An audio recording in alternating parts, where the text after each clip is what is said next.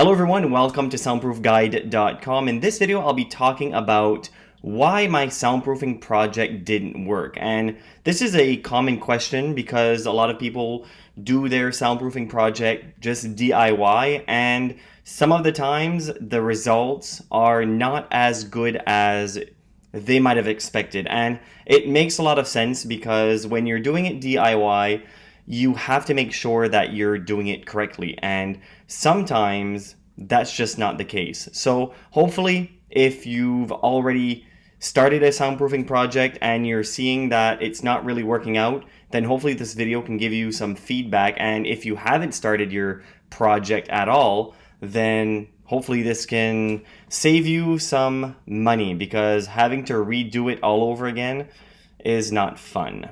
So in this first video of a series of videos that I talk about this subject we'll be talking about walls. Now, there's many reasons why your soundproofing project didn't really work when you wanted to soundproof the wall. Now, the first question that you'll have to ask yourself if the soundproofing project didn't really work out, or before you even begin your project, is, are you trying to block impact noise or airborne noise? Now, the difference between both is impact noise, it creates vibration. It's usually ceiling where people walk, but you do have them in walls because let's say you're wanting to soundproof a wall that leads to the outside. If a lot of the noise that's coming in creates a vibration, then that's what you want to mitigate. If you just add something like a layer of drywall, that won't really help with impact noise. However, it does help with airborne noise. Airborne noise is typically what people want to soundproof when soundproofing a wall. Because let's face it, impact noise is usually floors and ceilings because of the actual impact of people walking. Now, a reason why your soundproofing project didn't really work on walls is, did you soundproof the window that is attached to the wall? That's the first thing. If there is no window, then that's perfect. You don't really have to worry about that. But a lot of people, they'll soundproof the walls, they'll add a second layer of drywall, but completely forget about the window, and most of the noise will come through the window and not the wall. So that's one thing to look after, is always the window first if you're trying to soundproof a wall that leads to the outside. Now, if there's no window, perfect. This is a lot easier wall to soundproof because you can just add the drywall, you can add the stuff inside. Now, one mistake that people might make that would make their soundproofing project kind of a failure is if you're trying to stop a lot of noise. Let's say you want to soundproof a wall because you have a home theater, and with that, you will have both airborne noise and impact noise. If you have the movie or the music cranked and you have the vibrational noise coming through, then just adding a layer of drywall won't really be enough to stop all of that noise. If you're trying to mitigate for impact noise because of, let's say, the vibration of the speakers, then, as I said, if you just add a layer of drywall, it won't really do much for the impact noise. You'll have to decouple the wall completely, and that's what will help with impact noise. Now, if you're not sure of how to really do that, or what is decoupling the wall, and all of that information can be found in that video right up here. Now, let's say there's no impact noise and you just have a lot of airborne noise. As I said, just adding one layer of drywall might not be enough. You would have to most likely go inside the wall, rip out the first layer of drywall, and add some acoustical insulation.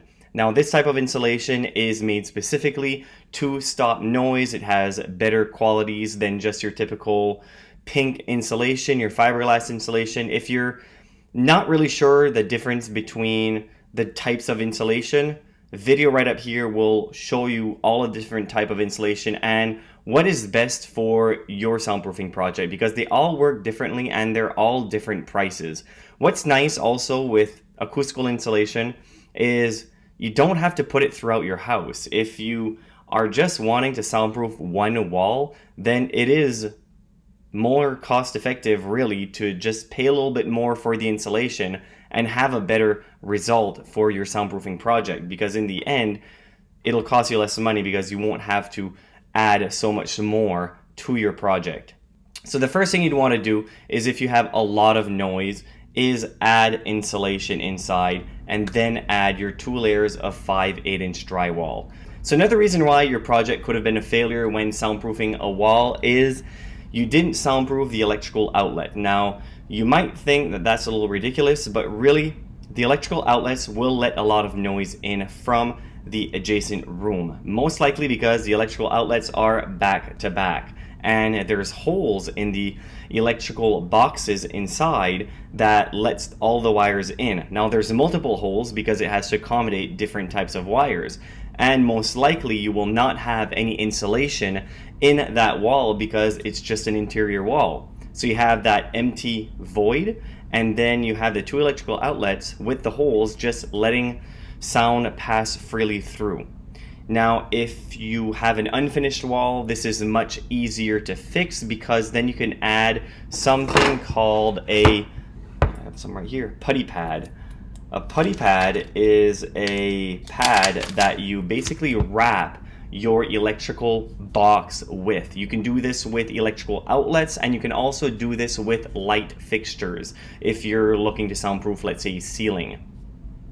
Now this is, at first, these types of materials were more for fire safety, but it's also great for sound because it blocks all of these holes. If you're wondering more about this product, video right up here, and it explains to you how I install it, little tricks on how to do a better job and to save a little bit of money along the way. So make sure to go watch that video.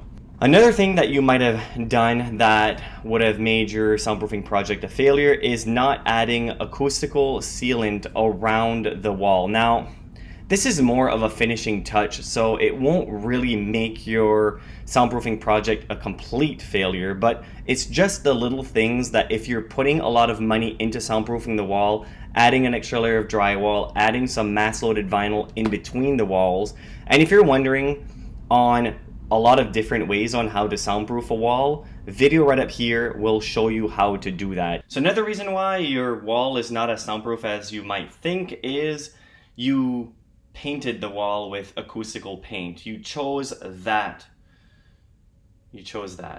And the thing is that there's a lot of people saying that this type of paint does work, and I've tried it and it really doesn't work as good as what you may think. And the thing is, with this type of paint, you have to add at least 3 coats of this type of paint, and even more, a 4th, a 5th one. And the thing is that at the cost of this paint, it's really not worth it. You might decrease the noise by 1 decibel, if not less. And some would argue that it's a good sound deadening material, but really it's not. It doesn't really do a good job at absorbing noise. So acoustical paint, I would just forget about it and not really use it to soundproof my wall because it just doesn't work. Just the cost of it, it's just not worth it. So if that's what you did to soundproof the wall, there's a good reason why your soundproofing project is not that solid. So just to summarize, basically, if your soundproofing project for a wall didn't really work, you didn't seal the gaps, you didn't put the right type of insulation inside, or you just didn't do much of anything except just add a 2nd layer of drywall. And really, to go with the drywall, I would really suggest going with a 5/8" drywall instead of your regular 1/2". Most likely you'll already have 1/2" drywall on the wall. Adding another layer of 5/8" drywall will help significantly, and what you can even do is add a 3rd layer of drywall. If you really need to soundproof a wall, let's say if you have a home theater, then you really need to stop a lot of noise. So adding a 3rd layer of drywall and even some mass-loaded vinyl, a layer in between the walls, in between the drywall, that will also help with the vibrational noise because that mass-loaded vinyl will help absorb some of that vibration. So it's something to think about. Of course, it will be a lot more expensive. It's a lot more of a job to do, but it all depends on how much noise you have to block. So hopefully you found this video informative. If you have any questions, leave comments down below. It really helps with the YouTube algorithm to push our content out there. And I also like reading your questions and hopefully making videos on the questions that you ask. So thank you very much, and don't forget to like. Thank you.